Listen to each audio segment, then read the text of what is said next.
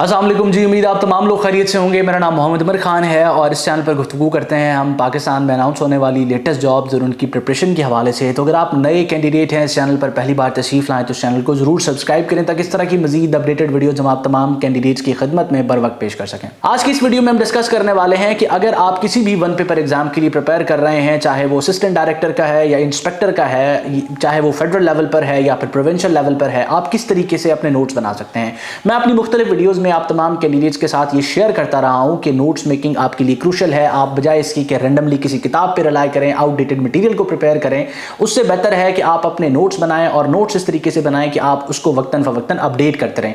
लेकिन एग्जैक्टली वो नोट्स बनाने कैसे हैं, मैं मुख्तलिफ वीडियोज़ में आपके साथ आउटलाइन के बारे में भी डिस्कस करता रहा हूं कि आपने सब्जेक्ट वाइज आउटलाइन बनानी है, लेकिन उस आउटलाइन में इंक्लूडेड टॉपिक्स के अंदर डेटा कैसे ऐड करना है, आपको कैसे पता चलेगा कि कौन से एमसीक्यूज इंपॉर्टेंट है या कौन सा मटेरियल इंपॉर्टेंट है, कौन सी इंफॉर्मेशन ऐड करनी है, कौन सी नहीं करनी। तो आज की इस वीडियो में स्टेप बाय स्टेप हम डिस्कस करेंगे और मैं स्क्रीन पर आपको दिखाऊंगा कि आप किस तरीके से जो है वो अपने नोट्स बना सकते हैं, किस तरह से अपनी इंफॉर्मेशन जो है वो नोट्स के अंदर ऐड कर सकते हैं और कैसे ये इंफॉर्मेशन बेसिकली जो है वो आपके लिए हेल्पफुल रहेगी। तो अपनी प्रिपरेशन को स्टार्ट करने से पहले आपने एक रफ आउटलाइन बनानी है और आउटलाइन सब्जेक्ट्स की होनी चाहिए। अब इंडिविजुअली सब्जेक्ट्स की आउटलाइन कैसे बनानी है उस पर डिस्क्रिप्शन में आपको वीडियोज मिलेंगी, लेकिन सब्जेक्ट वाइज आउटलाइन बनाने से पहले या सब्जेक्ट वाइज आउटलाइन की तरफ जाने से पहले आपने जो है वो प्रॉपर एक सिलेबस की आउटलाइन बनानी है। यानी कि आपके पास वन पेपर एग्जाम में स्क्रीनिंग टेस्ट में कौन से ऐसे सब्जेक्ट्स हैं जो तकरीबन सारी पोस्ट के लिए जो है वो सेम होते हैं या सारी पोस्ट में जो है वो उससे रेलेवेंट कुछ ना कुछ जो है वो सब्जेक्ट्स इंक्लूडेड होते हैं। तो एक आउटलाइन आपने कॉन्स्टिट्यूट कर लेनी है जिसमें अंग्रेजी भी होगी, जिसमें पाकिस्तान स्टडीज़ भी होगी, जिसमें इस्लामिक स्टडीज़ भी होगी, जिसमें आपकी बेसिक मैथ भी होगी, जिसमें करंट अफेयर्स भी होंगे, जिसमें जनरल नॉलेज भी होगी,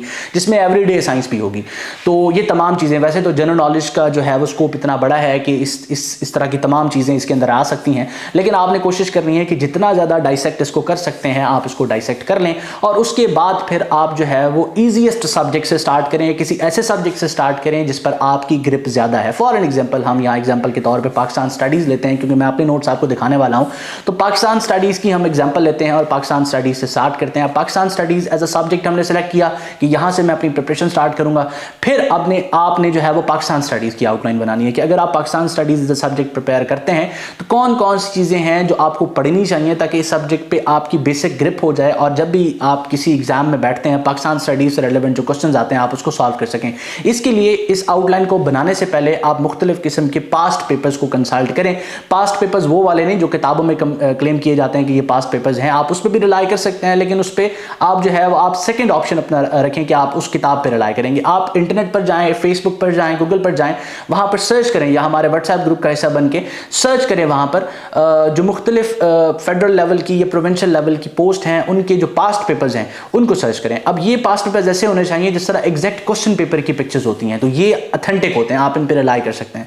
अब वहां से आपको अंदाजा हो जाएगा कि अगर 5 क्वेश्चन, 10 क्वेश्चन या 12 क्वेश्चन या 8 क्वेश्चन पाकिस्तान स्टडीज के आ रहे हैं तो वो किन किन टॉपिक्स में से आ रहे हैं। हर एमसीक्यू खुद में एक टॉपिक होगा। फॉर एग्जांपल अगर प्री पार्टीशन से क्वेश्चन आ रहा है तो प्री पार्टीशन की कौन सी जो है ना डोमेन में से क्वेश्चन आ रहा है। फॉर एग्जांपल प्री पार्टीशन में आपकी पाकिस्तान मूवमेंट के एक स्पेसिफिक जो है ना पोर्शन में से क्वेश्चन आता है, तो आप उसको एज अ टॉपिक अपनी आउटलाइन में इंक्लूड कर लेंगे और कोशिश करेंगे इस आउटलाइन को सीक्वेंस वाइज रखें, यानी कि जिस तरह से फॉर एग्जांपल इवेंट्स हो रहे हैं उस सीक्वेंस में रखें। जिस तरह 1857 की जंग आज़ादी के बाद जो है वो आप लेके चल रहे हैं कि मुसलमानों की जो स्ट्रगल है पाकिस्तान बनाने में, तो वो ईयरली आप उसको लेके चल रहे हैं और ऐसा ना करें कि जो इवेंट्स बाद में हुए हैं उनको पहले रख रहे हैं और पहले होने वाले इवेंट्स को बाद में लेके आए, ऐसा ना करें।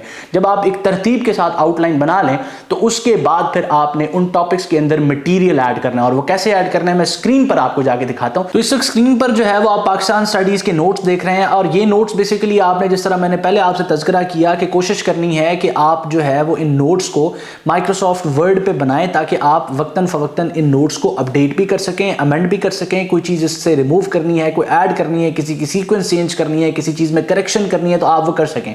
अगर आप शीट पर पेपर पर एमसीक्यू इस तरह की नोट्स बनाएंगे तो उसको अमेंड करना کرنا کافی مشکل ہوتا ہے اور اس کو پرزرو کرنا بھی کافی مشکل ہوتا ہے. اس کے پروز میں سب سے بڑی چیز یہ ہے کہ آپ ٹریول کرتے ہوئے ان کو پڑھ سکتے ہیں, کسی بھی جگہ پر آپ کے پاس وقت ہے, آپ کے موبائل فون میں, لیپ ٹاپ میں یہ چیز اویلیبل ہے, آپ اس کو ریوائز کر سکتے ہیں, تو یہ کافی چیز آپ کو فیسیلیٹیٹ کرے گی. تو ہم سمپلی چلتے ہیں. اب آپ نے صرف آئیڈیا لینا ہے, ایز اٹ از نوٹس کو کاپی کرنے کی ضرورت نہیں, ہو سکتا ہے اس میں فلاز بھی ہوں, لیکن آپ نے اس کی سیکوینس دیکھنی ہے کہ یہ کیسے بنے ہوئے ہیں, اور اس ایفرٹس کے ساتھ پھر آپ نے جو ہے وہ اپنے نوٹس بنانے کی کوشش کرنی ہے. اگر آپ اسکرین پر اس وقت نظر دوڑائیں تو میں نے ایشیا کی جیوگرافی کو جو ہے وہ انڈرسٹینڈ کرنے کے لیے یہاں پر کچھ پکچرز ایڈ کی ہوئی ہیں, اور سب سے پہلے میں نے جو ہے وہ لوکیشنز کے لیے, لوکیشنز کو انڈرسٹینڈ کرنے کے لیے, اس کو ریوائز کرنے کے لیے, ریٹین کرنے کے لیے ایک پکچر ایڈ کی ہے, اور ایشیا کو جو ہے وہ 6 ریجنز میں سپلٹ کر لیا ہے. ٹھیک ہے, اس کے بعد جب اب میں نے جن اس کو جو ہے وہ چیزوں میں سپلٹ کیا ہے اس کے حوالے سے میں نے فیکٹس ایڈ کرتا گیا ہوں. فار ایگزامپل یہاں میں نے نارتھ ایشیا رکھا ہے, تو نارتھ ایشیا کے بعد جو اس سے ریلیونٹ فیکٹس ہیں وہ میں نے یہاں ایڈ کر دیے ہیں جو امپورٹنٹ ہیں. جس طرح north Asia only has one country, Russia, یہ ٹرانس کانٹیننٹل کنٹری ہے, 23% رشیا یورپ میں ہے, 77 ایشیا میں ہے, اور یہ ان کو جو ہے وہ اس کی ڈیمارکیشن جو ہے وہ یورال ماؤنٹینز کر رہے ہیں. اس کے بعد میں ساؤتھ ایشیا کی طرف آتا ہوں. ساؤتھ ایشیا میں میں نے سارک کو انکلوڈ کیا ہے, اس کے ممبر کنٹریز کا تذکرہ کیا ہے, اور اس کے بعد اس کے بیسک اور فیکٹس لکھے ہیں. دین جیوگرافک بارڈرز میں ساؤتھ ایشیا کے اندر, اب کیونکہ ہم ساؤتھ ایشیا کے اندر ہیں اس وجہ سے میں نے ساؤتھ ایشیا پہ تھوڑا سا ایمفسس کیا ہے. اب یہاں پر جو جیوگرافک بارڈرز ہیں میں نے یہاں خود ایک میپ بنا کے پاکستان اور انڈیا اور مختلف کنٹریز کے ساتھ جو ہم جو ہے نا بارڈر شیئر کر رہے ہیں وہ میں نے یہاں پر ایڈ کیا ہے. اس کے بعد اس کے بارے میں تھوڑی سی ڈیٹیلز ایڈ کی ہوئی. یہ ساری کی ساری آپ وکیپیڈیا سے کاپی کر سکتے ہیں, اور یہ آپ کے لیے ایز کریٹ کرے گی. آپ سمپلی اس کو ریوائز کر سکتے ہیں, چلتے پھرتے آپ اپنے اسپیئر ٹائم میں اس کو ریوائز کر سکتے ہیں. دین ڈسپیوٹس اور جو ٹریٹیز ہیں اس کے بارے میں نے تذکرہ کیا ہے, تھوڑا سا لینتھی, آپ اس کو ریڈ بھی کر سکتے ہیں. اس کے بعد جو بارڈرز ہیں ان کی میں نے پکچرز وغیرہ اور ڈیٹیلز وغیرہ بھی ایڈ کی ہوئی ہیں. اس طرح سے آپ چلتے جائیں گے, آپ کے سامنے یہ ایسٹ ایشیا آ چکا ہے, پھر یہ ساؤتھ ایسٹ ایشیا آ گیا ہے, دین آپ چلتے جائیں گے تو یہ west Asia, middle east Asia آ گیا. ٹھیک ہے, اور عربین پیننسولا کا ڈسکس کیا ہوا ہے میں نے. تو یہ اس طریقے سے جو ہے وہ آپ نوٹس بنا سکتے ہیں. اب یہاں پر دیکھیں, یہ اب میں نے پراپر جو ہندو پیریڈ ہے انڈس ویلی سویلائزیشن سے آنورڈ اس کے اندر جو ہے وہ مٹیریل ایڈ کرنا سٹارٹ کیا ہے, اور جو مختلف امپائرز گزرے ہیں سب چیزوں کا اس کے اندر تذکرہ آ گیا. اور یہ 1857 تک جو بریف ہسٹری ہوگی محمد بن قاسم کے آنے کے بعد, اس سے پہلے انڈس ویلی سویلائزیشن, پھر محمد بن قاسم, اور دین جو ہے وہ 1857 تک جو بیسک ایرا رہا ہے اس کے بارے میں جو مٹیریل ہے وہ بھی میں نے جو ہے وہ یہاں پر ایڈ کر دیا ہے. اور میں نے اپنی طرف سے اس کو بریف کرنے کی کوشش کی ہے, آپ اس کو مزید بریف کر سکتے ہیں. اس کے اندر صرف صرف ایک کانسیپٹ سے بڑا یہ ہے کہ آپ جو ہے نا جب اس طرح کے نوٹس بنا رہے ہوتے ہیں تو آپ کو سمجھ نہیں آتی کہ اس کو کتنا بریف رکھا جائے یا کتنا لینتھی کیا جائے. بعض اوقات آپ بہت بریف ہو جاتے ہیں, بعض اوقات آپ بہت لینتھی چلے جاتے ہیں. تو اس میں آپ کے پاس جو ایڈیٹنگ کی ایز ہے اس سے آپ ان کو شارٹ کر سکتے ہیں. بعد میں جب آپ کو لگتا ہے کہ یار یہ مٹیریل ریلیونٹ نہیں ہے, یہ مٹیریل ریلیونٹ ہے, تو آپ یا تو ایڈ کر سکتے ہیں یا اس کو بریف کر سکتے ہیں. تو میں امید کرتا ہوں کہ آج کا یہ ویڈیو آپ تمام اسٹوڈنٹس کے لیے ہیلپ فل رہا ہے, جس میں میں آپ کے ساتھ شیئر کرنا چاہ رہا تھا کہ کس طریقے سے آپ جو ہے وہ اپنے نوٹس بنا سکتے ہیں, اور مائکروسافٹ ورڈ کو یوز کر کے کسی بھی سبجیکٹ کی آؤٹ لائنز بنانے کے بعد پھر ان آؤٹ لائنز میں ڈیٹا فل کر سکتے ہیں. اپنا بہت سارا خیال رکھیے گا. کسی بھی سوال یا کنفیوژن کی صورت میں اسکرین پر موجود واٹس ایپ نمبر کو استعمال کریں اور ہم سے ان ٹچ ہیں. اللہ آپ کا حامی و ناصر ہو. ہمیشہ آپ تمام اسٹوڈنٹس کی کامیابی کے لیے دعا گو. عمر خان اس کی ٹیم. اللہ حافظ.